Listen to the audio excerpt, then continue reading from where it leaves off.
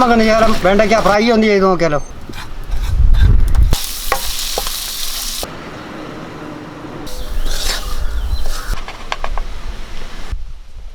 വെണ്ടയ്ക്ക അരിഞ്ഞെടുത്തിട്ടുണ്ട്. 1/4 സ്പൂണും മഞ്ഞൾപ്പൊടി ഇട്ട് കൊടുക്കും. മുളക് പൊടി 1/2 സ്പൂണ്, മല്ലിപ്പൊടി സ്പൂണ്, ജീരകപ്പൊടി 1/4 സ്പൂണ്, ഗരം മസാല ആവശ്യത്തിനുള്ള ഉപ്പിട്ട് കൊടുക്കും. ശകലം വെളിച്ചെണ്ണ ഒഴിച്ച് നമുക്ക് നല്ലപോലെ ഒന്ന് മിക്സ് ചെയ്യാം. നല്ലപോലെ മിക്സ് ചെയ്തിട്ടുണ്ട്. ഇനി നമുക്ക് ശകലം കടലമാവൊന്ന് റോസ്റ്റ് ചെയ്തെടുത്തിട്ടുണ്ട്.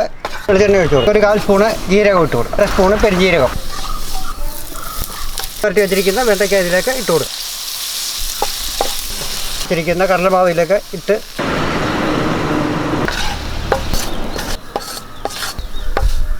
നമുക്കൊരു ശകലം നാരങ്ങാ നീര് ഒഴിച്ച് കൊടുക്കാം.